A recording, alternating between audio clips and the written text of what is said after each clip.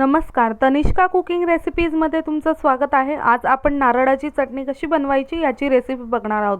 तर सर्वात प्रथम मी एक छोटं नारळ घेतले, त्याला कापून जे आहे स्वच्छ जे आहे सोलून घेतलेला आहे। 2 टेबलस्पून दही घेतलेला आहे, छोटा कांदा घेतलेला आहे, 2 हिरव्या मिरच्या, अद्रक अर्धा इंच आणि जे आहे 1/4 बाउल डाळ्या घेतलेल्या आहेत, रोस्टेड चना डाळ।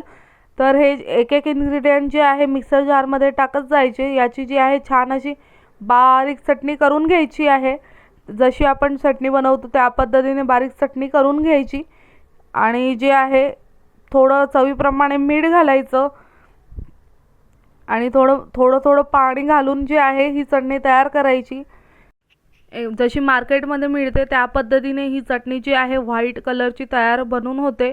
जर कोणाला कोथिंबीर आवडत असेल तर तुम्ही घालू शकता, पण कोथिंबीरेने जी आहे चटणीचा कलर फाकतो, म्हणजे ग्रीन कलर येतो, तर ती मार्केट सारखी दिसत नाही। तर जशी मी बनवली आहे त्या पद्धतीने बनवायची।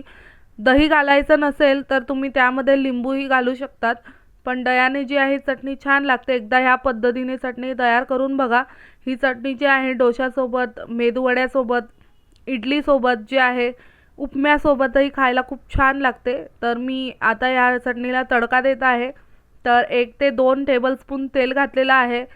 या स्टेजला जे आहे 1-1 टीस्पून चना डाळ आणि उडद डाळही घालू शकतात जर आवडत असेल तर, पण मी इथे घातलेली नाही आहे। आणि 2 लाल मिरच्या घातलेल्या आहे, 1 ते 2 टीस्पून जी आहे मोहरी घातलेली आहे आणि 10 ते 15 कढीपत्ता घातलेला आहे। छान अशी तडतडू द्यायची आणि हा तडका जो आहे चटणीमध्ये घालायचा आणि ही चटणी आता आपली रेडी आहे खायला। चटणीमध्ये तुम्ही बर्फ टाकू शकतात किंवा ही चटणी फ्रीजमध्ये ठेवायची, थंडी चटणी खायला छान लागते। तर आपण जे आहे आता डोसा काढून घेऊया। तर डोशाचं पीठ कसं बनवायचं याची रेसिपी ऑलरेडी जी आहे चॅनलवरती अपलोडेड आहे, तर जाऊन नक्की बघा। डोस्याचं पीठ कशी बनवायचं घरच्या घरी खूप इझी आणि सोप्या पद्धतीने बनवून दाखवलेलं आहे। तर जर तुम्हाला माझी ही रेसिपी आवडली असेल तर तनिष्का कुकिंग रेसिपीजला लाईक, शेअर आणि सबस्क्राईब करायला विसरू नका। डोसा छान असा होऊ द्यायचा एका साईडने, थोडं तेल घालायचं, कोणाला बटर आवडत असेल तर बटर घालायचं। एक साईडने छान असं जे आहे होऊ द्यायचा आणि पलटी करायचं असेल तर पलटी करू शकतात किंवा एकाच साईडने जे आहे छान असा ब्राउनिश होऊ द्यायचा, पण मी दोन्ही साईडने जे आहे शेकत आहे डोस्याला। तर आता आपला जो आहे डोसाही तयार आहे आणि चटणीही तयार आहे।